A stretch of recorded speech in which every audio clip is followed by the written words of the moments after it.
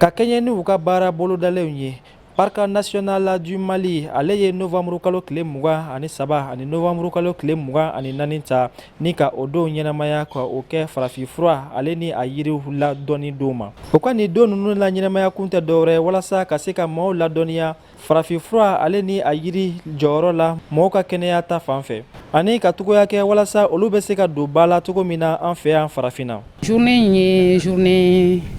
ɲumanba ye ne bolo parce que a b'a to an bɛ message caman passé an bɛ kuma caman fɔ mɔgɔw ye min ye an sigida yɛrɛ ye an b'a fɔ ma nature ou bien environnement k'a fɔ nafa min b'a la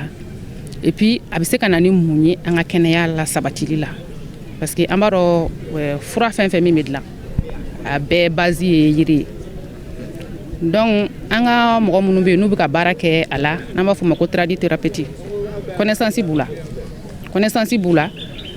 u bɛ k'u ka baara kɛ n ye sani min visité n y'a ye k'a fɔ fura caman bɛ yen nɔ min bɛ bana caman fana furakɛ mais problème b'a la problème fɔlɔ ye mun ye an bɛ ka yiri minnu ta ou bien an bɛ ka kungo sogo fɛn minnu ta kungo sogo yɔrɔ dɔw b'a la o bɛ ta ka kɛ fura ye mais olu bɛ ka dɔgɔya mais baara caman tɛ ka kɛ pour que k'u nɔ labila kɛ donc o ye degun dɔ ye degun dɔ wɛrɛw fana bɛ yen nɔ n'o ye a baarakɛminɛnko ye ou bien ni fura ninnu dilanna o bɛ kɛ minɛn mun kɔnɔ ka feere o degun bɛ yen nɔ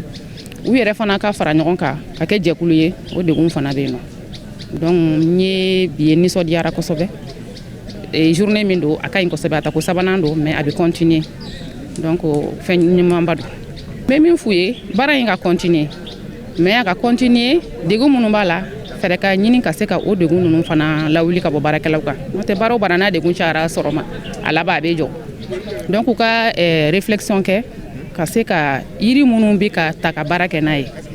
ka se ka yɔrɔw dilan yiri ninnu bɛ se ka sɔrɔ yɔrɔ min na nɔgɔya la ka sɔrɔ a ma kɛ ni gɛlɛya ye u yɛrɛ ka se ka kalan fana u ka baara in kɔnɔna na et puis baarakɛminɛnw ka se ka d'u ma u k'u ka baara kɛ ka tila k'u ka fɛnw feere minɛn sanumanw kɔnɔ n'i b'a ye dɔrɔn a bɛ diya i ye i bɛ se k'a san cogo min na n b'o o de lase bɛɛ lajɛlen ma. An bɛ a yira la k'a fɔ ko nin don bɛ a tako sabanan na ani a kɛra sababu ye mɔgɔw ka se ka bɔ yɔrɔ caman na ni ka na a kɛnɛ kan.